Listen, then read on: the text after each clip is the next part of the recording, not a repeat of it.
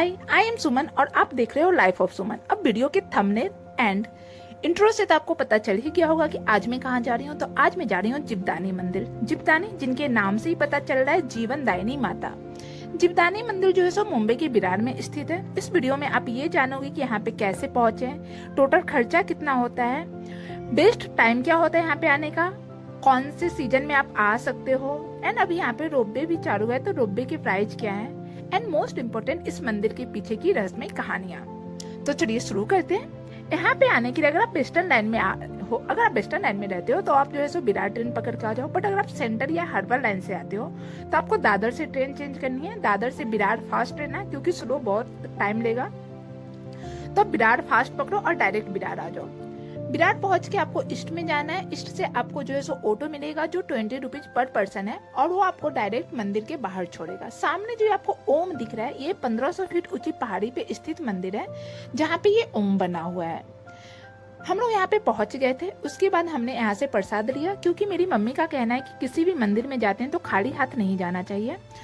तो यहाँ पे जो है सो प्रसाद आपको 100 से लेके 1000 रुपीज तक के अंदर मिल जाता है, जो कि साड़ी एंड चुंडी के ऊपर डिपेंड करता है। मैं कहीं जाती हूँ तो मैं मोस्टली प्रसाद वगैरह लेना अवॉइड करती हूँ, क्योंकि बहुत सारे मंदिर में बाहर ही फेंक दिया जाता है, अंदर तक जाने नहीं दिया जाता। बट यहाँ पे सब चढ़ता है तो आप ले सकते हो। ये सामने जो आपको रास्ता दिख रहा है, ये मंदिर पे पैदल रास्ता है जो आप पैदल चढ़ के जाते हैं, और टोटल 1465 सीढ़ी चढ़ के ऊपर पहुंचा जाता है। बट मैं यहाँ मम्मी के साथ आई थी तो मैं इस बार रोपवे से जाऊंगी। रोपवे पे जाने के लिए सामने रास्ता है। यहाँ पे आपको 2 काउंटर दिखेंगे, एक जो है सो कैश काउंटर है, दूसरा जो है सो ऑनलाइन काउंटर है। आप दोनों तरह से पेमेंट कर सकते हो। टिकट लेके मैं आगे चढ़ गई थी। यहाँ पे टिकट चेकिंग हुआ था। फिर सामने आपको गणपति की एक मूर्ति दिखी थी जो बहुत ही प्यारी मूर्ति थी, और फिर हम लोग यहाँ पे जो है सो आगे गए। यहाँ पे आपको वेटिंग एरिया में जो है सो एक एलईडी पे जहाँ अंदर के पूरे चीजें देखने को मिलेगी, जहाँ जीवदानी माता के जो पूजा हो रहे थे, भक्त जा रहे थे, प्रसाद चढ़ा रहे थे, वो सब यहाँ पे आपको देखने को मिल सकता है। यहाँ पे मैं बस 2 मिनट वेट की थी, क्योंकि भीड़ नहीं थी, तो बस रोपवे आने तक का हम लोग का वेट था, और उसके बाद हम लोग रोपवे पे चढ़ गए। इस रोपवे पे एक बार मुझे लगता है एक बार में 150 से 200 लोग जा सकते हैं, क्योंकि ये ट्रेन की एक बॉगी के टाइप का बना हुआ था।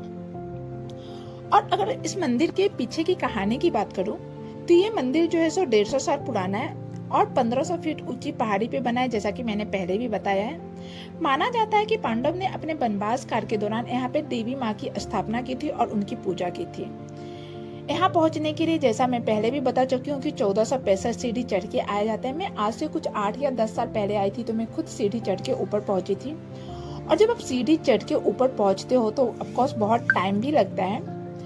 बट यहाँ ये मंदिर जो है सो मनोकामना पूर्ण मंदिर है, और माना जाता है कि यहाँ पे लोगों की मनोकामनाएं पूर्ण होती है तो लोग सीढ़ी चढ़ के आते हैं, और अपनी मन्नतें पूरी करने के बाद ऊपर बलि उड़ी भी पहले चढ़ाया जाता था। इस बार चढ़ाया जाता है, यानी इतना मुझे देखने को नहीं मिला, क्योंकि मैं शाम को गई थी।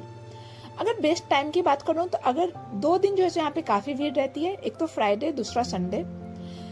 फ्राइडे एंड संडे को यहाँ पे स्पेशल पूजा की जाती है, स्पेशल आरती भी होती है। नवरात्रि के टाइम पे यहाँ पे बहुत ज्यादा भीड़ रहती है।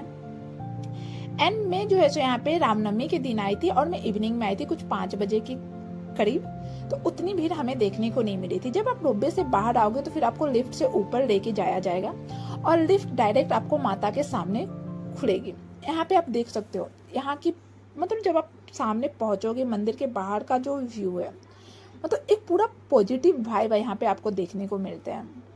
जितनी भी आपकी नेगेटिविटी है सब यहाँ पे आके खत्म हो जाती है। इससे आगे फोन चलाना अलाउ नहीं था, तो माता की अच्छे से हमने क्लिप नहीं ले पाई।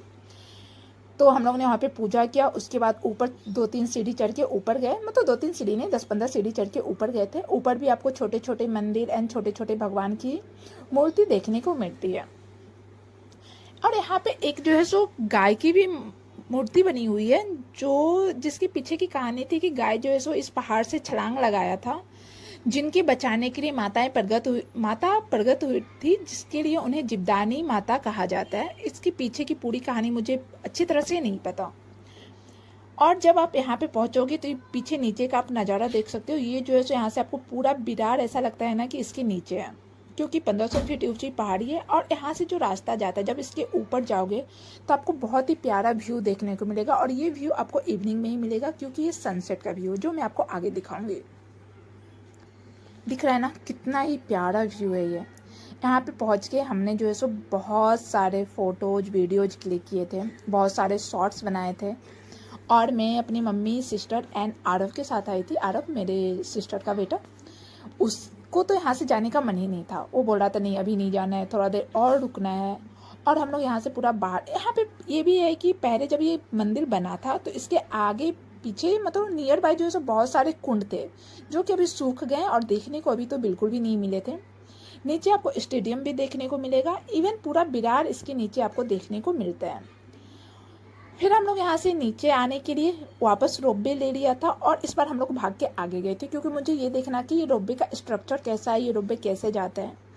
अगर आपको रोपवे के बाहर के व्यूज को एंजॉय करना है तो आप रेनिंग सीजन में आ सकते हो, क्योंकि रेनिंग सीजन में जो है सो ये पूरा ग्रीनरी रहता है और व्यू बहुत ही प्यारा रहता है। उसके आगे पीछे जो है बहुत सारे फ्लावर्स के पेड़ हैं, तो उस समय जब फ्लावर्स खिले रहते हैं, फूल उसमें रहती है तो और प्यारा लगता है। तो इसी के साथ हमारी जर्नी यहाँ पे आज के लिए कंप्लीट होती है। आप यहाँ से बाहर निकलोगे और बाहर निकाल के वापस मैंने जो है सो अपनी लोकल ले ली थी। और एक चीज़ मैं आपको बता दूं कि इवनिंग एंड मॉर्निंग के टाइम पे स्पेशली आप विरार साइड में आना अवॉइड करो क्योंकि बहुत ज़्यादा क्राउड होती है जैसा आप इसमें। तो हमारी आज की ट्रिप यहीं पे कंप्लीट होती है। मिलती हूँ आप लोग से एक नई वीडियो में, तब तक के लिए बाय बाय।